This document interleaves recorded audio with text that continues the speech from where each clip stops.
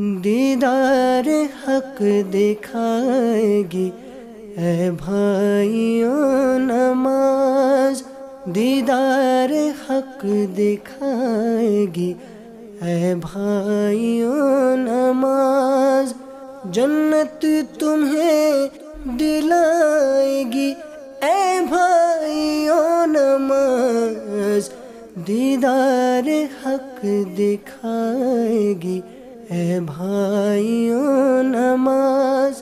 الحمدللہ رب العالمین والصلاة والسلام علی سید الانبیاء والمرسلین، اما بعد فاعوذ باللہ من الشیطان الرجیم، بسم اللہ الرحمن الرحیم، الصلاة والسلام علیک یا رسول اللہ وعلی آلک وصحابک یا حبیب اللہ۔ الصلاة والسلام علیک یا نبی اللہ وعلی آلک وصحابک یا نور اللہ۔ نبیوں کے سلطان رحمت عالمیان صلی اللہ تعالی علیہ وآلہ وسلم کا فرمان عبرت نشان ہے، جو مجھ پر درود پڑھنا بھول گیا وہ جنت کا راستہ بھول گیا۔ صلو علی الحبیب صلی اللہ تعالی علی محمد۔ سرکار دو عالم نور مجسم شاہ بنی آدم رسول محتشم شہنشاہ امم صلی اللہ تعالی علیہ وآلہ وسلم کا فرمان باقرینہ ہے، نیت المؤمن خیر من عملہ، یعنی مومن کی نیت اس کے عمل سے بہتر ہے۔ شیخ طریقت امیر اہل سنت بانی دعوت اسلامی عالم نیت ارشاد فرماتے ہیں، نیک و جائز کام میں جس قدر اچھی نیتیں زیادہ اسی قدر ثواب بھی زیادہ۔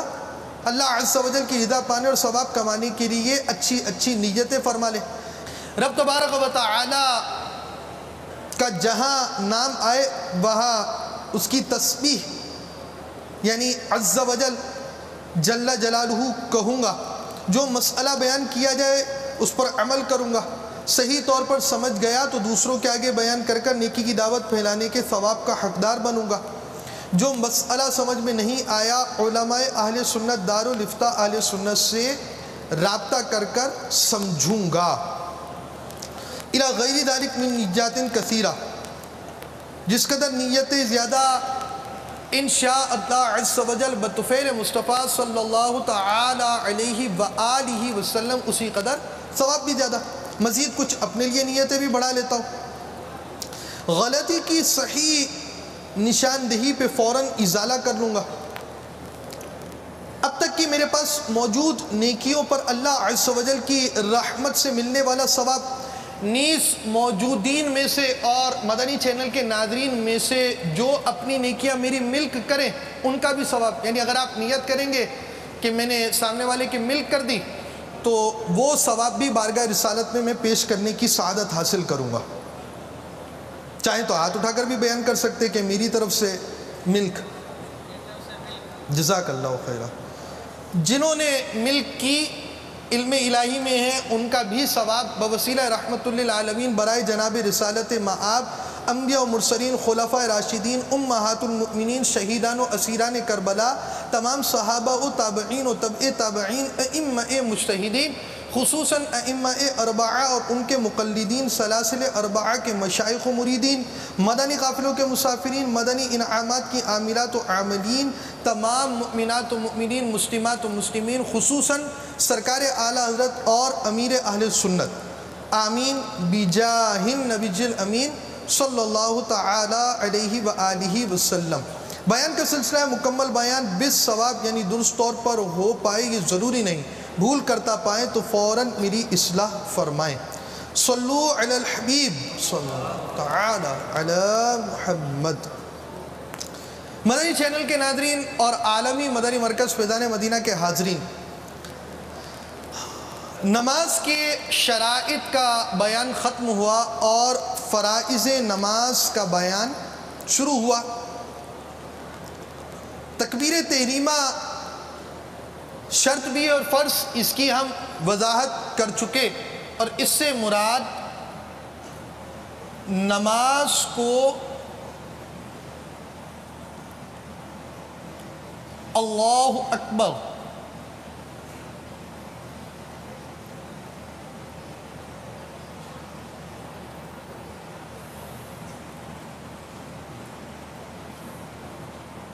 کہہ کر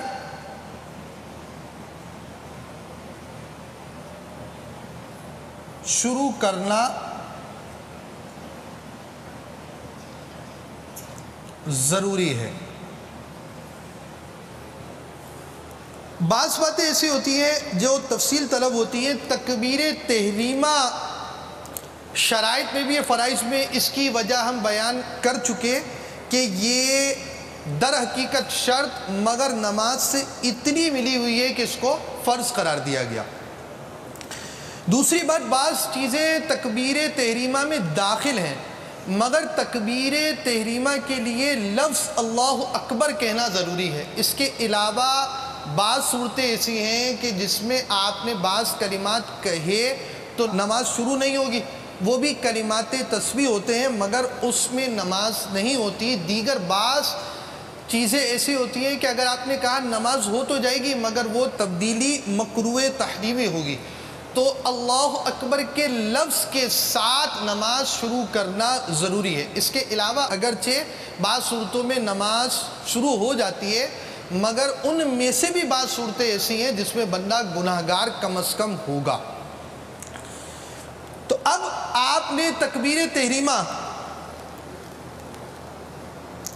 کے ذریعے نماز شروع کر دی تو آپ کا داخلہ ہو گیا. ایک شخص تھا، نماز پڑھنے کے لیے آیا، مصلی پر آیا. آپ اسے چند سوالات کریں گے. آپ کا جسم پاک ہے، لباس پاک ہے، بدن پاک ہے، جس جگہ نماز پڑھ رہے ہیں وہ پاک ہے، آپ قبلہ رخ ہیں، ستر عورت ہے، وقت نماز کا موجود ہے، نماز کی نیت ہے. اب جا کر تکبیر تحریمہ کی طرف آئیں گے. جب وہ یہ شرائط پوری کر کر داخل ہوا تو اب نماز میں داخل ہونے کے بعد 7 چیزیں ایسی ہیں کہ اگر وہ نماز میں نہ ہوئی تو نماز مکمل ہوگی ہی نہیں. یہ نماز کے فرائض ہیں.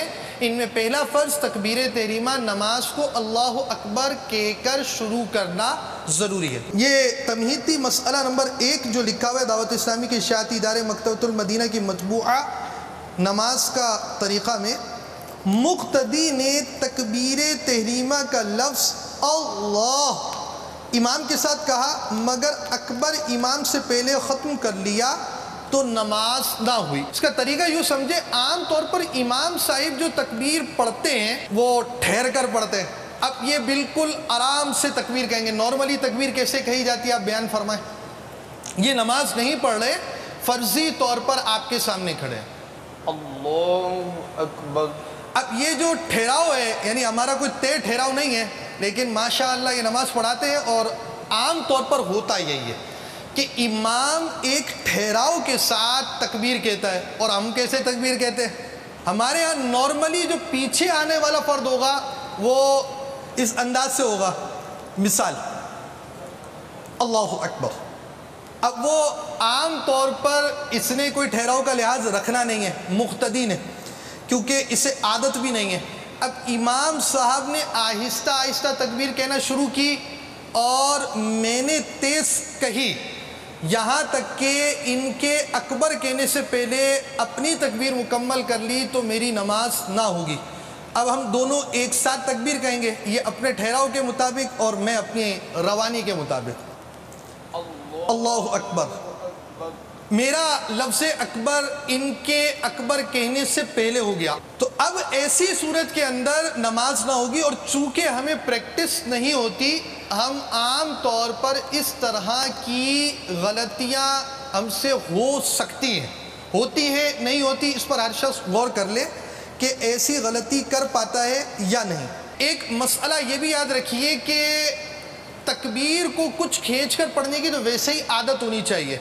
تکبیرات انتقالات کے اندر، یعنی ایک سٹیج سے دوسرے سٹیج پر جانے کی طرف، ایک رکن سے دوسرے رکن کی طرف جانے کی طرف، ایک حالت سے دوسری حالت کی طرف جاتے وقت تکبیر جب پڑھی جائے گی تو لفظ اللہ کا الف آپ کے انتقال کے وقت شروع ہوگا، اور جب آپ پورے منتقل ہو جائیں گے، انتقال کا مطلب قبر میں چلے جانا نہیں ہے، انتقال کا مطلب منتقل ہونا، شفٹ ہونا ہے، ایک جگہ سے دوسری جگہ جاتے وقت آپ جب ایک رکن سے دوسرے رکن جائیں گے تو جانے کی ابتدا پہ لفظ اللہ کا الف آئے گا، اور جہاں آ کر آپ رکے وہاں لفظ اکبر کی را آئے گی۔ پڑھنے کا انداز اکیلے بھی جب نماز پڑھیں گے تو یہی انداز ہوگا۔ یہ صرف امام صاحب کے لیے نہیں ہے، یہ ہمارے لیے بھی ہے۔ امام کو رکوع میں پایا اور تکبیر تحریمہ کہتا ہوا رکوع میں گیا، یعنی تکبیر اس وقت ختم ہوئی کہ ہاتھ بڑھائے تو گھٹنوں تک پہنچ جائے، نماز نہ ہوگی۔ ایسے موقع پر قاعدے کے مطابق پہلے کھڑے کھڑے تکبیر تحریمہ کہہ لیجئے، اس کے بعد اللہ اکبر کہتے ہوئے رکوع کیجئے۔ امام کے ساتھ اگر رکوع میں معمولی سی بھی شرکت ہو گئی تو رکعت مل گئی، اگر آپ کے رکوع میں داخل ہونے سے قبل امام کھڑا ہو گیا تو رکعت نہ ملی۔ اس مسئلے کو سمجھنے سے پہلے ہم فرائض میں سے چوتھے فرض کی تفصیل پہلے سمجھ رہے ہیں۔ رکوع اتنا جھکنا کہ ہاتھ بڑھائے تو گھٹنوں کو پہنچ جائے، یہ رکوع کا ادنا درجہ ہے، اور پورا یہ ہے کہ پیٹھ سیدھی بچھا دی جائے۔ رکوع کا ادنا اور اعلیٰ درجہ ہم آپ کو دکھائیں گے۔ یہ اس وقت کمر کی جو ان کی پوزیشن ہے وہ خم ہے، جھکی ہوئی ہے، ہاتھ آپ کے گھٹنوں تک پہنچ رہے ہیں، یہ ہاتھ گھٹنوں تک پہنچ رہے ہیں، اور یہ کمر ان کی سیدھی نہیں ہے، ہاتھ ان کے گھٹنوں تک پہنچ رہے ہیں اور یہ کمر ان کی سیدھی نہیں ہے۔ یہ ہاتھ دیکھیے اور آپ کو کمر دکھائی گئی، یہ رکوع کا ادنا درجہ ہے، یعنی اگر کوئی شخص اس انداز سے ہو تو رکوع کے اندر آ چکا ہے، یہ رکوع کا ادنا درجہ ہے۔ اب آپ کو جو مسئلہ سمجھایا جا رہا ہے، اب ہم اس مسئلے کی طرف دوبارہ آ رہے ہیں۔ مسئلہ یہ ہے کہ امام کو مقتدی نے رکوع میں پایا یا نہیں پایا۔ تینوں اب اسلام میں کھڑے ہو جائیں۔ اچھا، اب ہمارے ہاں اس میں کچھ اغلاط ہوتی ہیں، ایک نہیں ایک سے زیادہ اغلاط ہمارے ہاں ایسے موقع پر پائی جاتی ہیں جب امام صاحب رکوع میں ہو۔ امام صاحب رکوع میں ہو،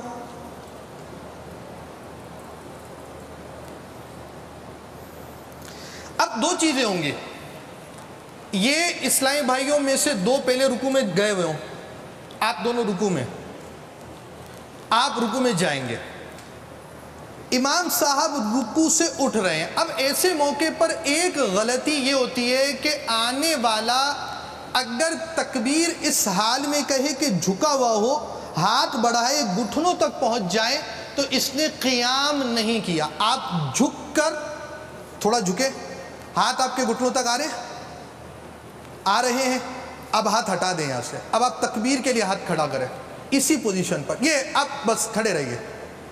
یہ دیکھیے حضرت کو جلدی ہے، معذرت، ٹھیک ہے آپ کو جلدی نہیں ہے، میں سمجھانے کے لیے بولا ہے، تو یہ جلدی میں ہوتا ہے کہ جناب رکوع مل جائے امام صاحب، کیا بھلے نماز چلی جائے، رکوع مل گیا امام صاحب کے پاس۔ ادنا قیام یہ ہے کہ ہاتھ بڑھائے گھٹنوں تک نہ پہنچے، آپ اسی پوزیشن پہ بھاگتے ہوئے جیسے ہم آتے نا پیچھے سے، یہ اللہ اکبر، وہ رکوع میں بھی آگے گر جائیں، بس وہ ایسا کچھ ہو جائے، ڈائریکٹ سجدہ بھی مل جائے۔ تو یہ والی جو پوزیشن ہوتی ہے اس میں بعض اوقات کمر جھکی ہوتی ہے، کمر اتنی جھکی جیسے یہ جھکی ہے۔ اب آپ ایک ہاتھ گھٹنے پر رکھیں، گھٹنے پر جا رہا ہے ہاتھ آپ کا، ٹھیک ہے جی۔ یہ دیکھیے ان کا ہاتھ، ایک ہاتھ کان پر، یہ تکبیر پڑھ رہے ہیں، یہ ہاتھ ہوگا کان پر ہی۔ جب یہ عملی طور پر جو غلطی کرنے والے ہوتے ہیں، ہم نے آپ کو سمجھانے کے لیے ان کا ہاتھ رکھا ہے، یہ گھٹنے پر ہے، ہاتھ گھٹنے تک آ گیا تو رکوع کا ادنا درجہ مل گیا، اور جب رکوع کا ادنا درجہ مل گیا ایسی حالت میں نماز ہی نہیں ہوئی، یہ ایک غلطی۔ دوسری غلطی، اب آپ سیدھے کھڑے ہو، اب ایسے موقع پر کرنا یہ ہے کہ یہ تکبیر کہیں گے اللہ اکبر، اب رکوع میں جائیں گے. اب اس انداز سے آپ جائیں گے اور آپ جو ہیں وہ کھڑے ہونا شروع ہوں گے. آپ اتنا آہستہ کھڑے ہوں گے کہ آپ کا ہاتھ بھی گھٹنوں سے اوپر نہ پہنچے، آہستہ آہستہ کھڑے ہوں. آپ نے تکبیر کہنی ہے اور اتنے ہاتھ بڑھیں کہ آپ کے گھٹنے تک پہنچ جائیں. اس پوزیشن پر دونوں آ جائیں. اللہ اکبر اللہ اکبر، دو تکبیریں کہیں گے آپ، ایک تکبیر نہیں کہیں گے. پہلی تکبیر تکبیر تحریمہ ہے جو کہ آپ کو کہنی ہے، جس میں لفظ اللہ اکبر کہنا واجب ہے.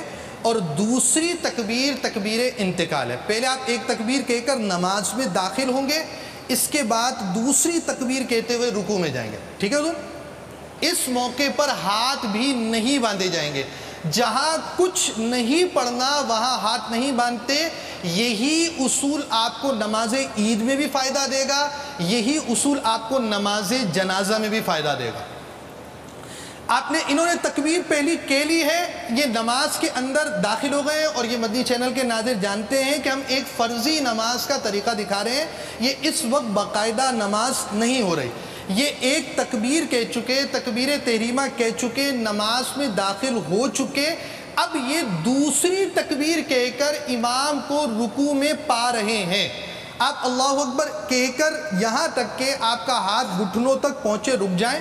آپ سمیع اللہ کہتے ہوئے وہاں پر رک جائیں گے جہاں پر آپ کے ہاتھ گھٹنے تک ہوں. معذرت آپ کو بھی تکلیف دی ہے میں نے. جی دونوں. اللہ اکبر سمیع اللہ. اب میں اس کو بتا رہا ہوں، یہ آپ کی یہ پوزیشن ہے، آپ تھوڑا اوپر ہو، یہ پوزیشن. اب یہ دیکھیے یہ دونوں اسلامی بھائی اس وقت اس پوزیشن میں ہیں کہ ہاتھ بڑھائیں تو گھٹنوں تک پہنچ جائیں. کیا دونوں کی ایسی پوزیشن ہے؟ ایک رکوع سے اوپر آ رہے ہیں. امام صاحب رکوع سے قومے کی طرف، رکوع کے بعد سیدھا کھڑے ہونے کو قومہ کہا جاتا ہے. یہ قومے کی طرف تشریف لا رہے ہیں اور مقتدی پہلی تکبیر تحریمہ کہہ چکے ہیں، نماز میں داخل ہو چکے ہیں، قیام کر چکے ہیں. قیام کے بعد یہ رکوع کی طرف بڑھ رہے ہیں. سمیع اللہ کی آواز بلند ہو چکی ہے، یہاں تکبیر کی آواز بلند ہو چکی ہے، مگر دونوں اس پوزیشن پر ہیں کہ امام اس وقت رکوع سے باہر نہیں ہوئے، مقتدی رکوع کے اندر داخل ہو گیا، لہذا ان کو رکعت مل گئی ہے. صلو علی الحبیب صلی اللہ تعالی علی محمد. جو شخص تکبیر کے تلفظ پر قادر نہ ہو، مثلا گونگا ہو یا کسی اور وجہ سے زبان بند ہو گئی ہو، اس پر تلفظ لازم نہیں، دل میں ارادہ کافی ہے. ہمارے خصوصی اسلامی بھائیوں کا یہ مسئلہ ہے. لفظ اللہ کو اللہ یا اکبر کو اکبر یا اکبار کہا نماز نہ ہوگی، بلکہ اگر ان کا معنی فاسدہ سمجھ کر جان بوجھ کر کہے تو کافر ہے. نمازیوں کی تعداد زیادہ ہونے کی صورت میں پیچھے آواز پہنچانے والے مکبروں کی اکثریت علم کی کمی کے باعث آج کل اکبر کو اکبار کہتی سنائی دیتی ہے. اس طرح ان کی اپنی نماز بھی ٹوٹی اور ان کی آواز پر جو لوگ انتقالات کرتے ہیں، یعنی نماز کے ارکان ادا کرتے ہیں، ان کی نماز بھی ٹوٹ جاتی ہے. لہذا بغیر سیکھے کبھی مکبر نہیں بننا چاہیے. پہلی رکعت کا رکوع مل گیا تو تکبیر اولیٰ کی فضیلت پا گیا. دیکھیے ہر زبان اہل زبان اس کو جانتے ہیں، اور بعض الفاظ ایسے ہوتے ہیں جو آپ خود سمجھتے ہیں اردو کے اندر بغیر اعراب کے ہم اردو لکھتے ہیں، اور ان میں کئی لفظ ایسے ہوتے ہیں کہ موقع محل کے اعتبار سے وہ لفظ پڑھے جاتے ہیں۔ تو زبان ایک ایسی چیز ہوتی ہے کہ ذرا سی بات کی غلطی کی وجہ سے اس میں بہت بڑے فساد آ جاتے ہیں۔ اب عربی زبان ہے، بہت فصیح زبان ہے، بہت پاکیزہ زبان ہے، اس میں ذرا سی بھی غلطی کریں گے تو آپ بہت بڑی غلطیاں کریں گے۔ بعض زبانیں ایسی ہوتی ہیں جن میں حروف منتقل نہیں ہوتے، ان کی اپنی لینگویج پوری ہوتی ہے۔ اردو کے اندر آپ کمپیوٹر کو کیا بولیں گے؟ کمپیوٹر بولیں گے۔ آپ بیت الخلا بول دیں گے واش روم کو، کچن کو مطبخ بول سکتے ہیں، لیکن بہرحال مطبخ بھی اتنا نہیں بولا جاتا۔ ہر زبان کے پورے الفاظ نہیں ہوتے، عربی کے اندر ہر الفاظ پورے ہوتے۔ خیر یہ میں نے کمپیوٹر کی ایک آپ کو مثال بیان کی ہے۔ تو حروف منتقل ہونے کے اعتبار سے عربی کی فصاحت ماشاء اللہ عز و جل عربی ہے، تو اب وہ سیکھنے سے ہی آئے گی۔ ایسی غلطیاں کرتے ہیں، تو اب جو قاری ہوتا ہے اسے یہ معلوم ہوتا ہے کس موقع پر کہاں پر لمبا کیا جا سکتا ہے۔ غیر قاری اور جس نے مدنی قاعدہ نہ پڑھا ہوا ہو، تجوید نہ پڑھی ہوئی ہو، یا ابتدائی تجوید ہی نہ جانتا ہو، وہ کیسے جانے کہ کہاں لمبا کرنا ہے کہاں چھوٹا کرنا ہے۔ لہذا اب اگر یہ جیسے ہمارے ہاں یہ بھی اجتماع ماشاء اللہ ایک کثیر اجتماع ہے، اب ایسے موقع پر بعض اوقات اسپیکر خراب ہوا، کوئی پرابلم ہو گیا، تو اب آپ کو ہر صف میں 15 مکبر ملیں گے، جن کی جو سمجھ میں آئے گا وہ بول دیں گے۔ یاد رکھیے کہ ہر شخص کو مکبر بننے کا، اگر بہت سارے لوگوں کو مکبر بننے کا اگر شوق بھی ہو تو یہ شوق آپ اس وقت پورا کریں جب آپ تجوید کے ساتھ یہ سارے تلفظ سیکھ لیں۔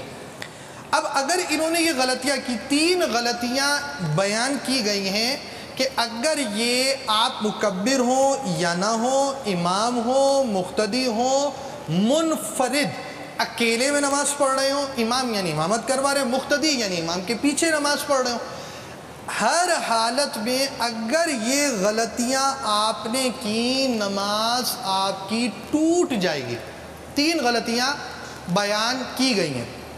نمبر 1، اللہ اکبر کو یوں کہا اللہ اور آگے لفظ اکبر کہہ دیا، تو یہ ایک غلطی۔ دوسری، لفظ اللہ کے بعد اکبر کی جگہ اکبر کہا، یا لفظ اللہ کے بعد اکبار کہا۔ یہ غلطیاں ایسی ہیں کہ نماز ٹوٹ جائے گی، اور مکبر کی اگر نماز ٹوٹی، اس کی تکبیر پر جس نے دوسرا رکن ادا کیا ان کی بھی نماز ٹوٹ جائے گی۔ لہٰذا اس کے مسائل سیکھ کر ہی تکبیر کہیں۔ اللہ تعالی ہمیں عمل کی توفیق عطا فرمائے، آمین بجاہ النبی الامین صلی اللہ تعالی علیہ وآلہ وسلم۔ دیدار حق دکھائے گی اے بھائیوں نماز، دیدار حق دکھائے گی اے بھائیوں نماز، جنت تمہیں دلائے گی اے بھائیوں نماز، دیدار حق دکھائے گی اے بھائیوں نماز۔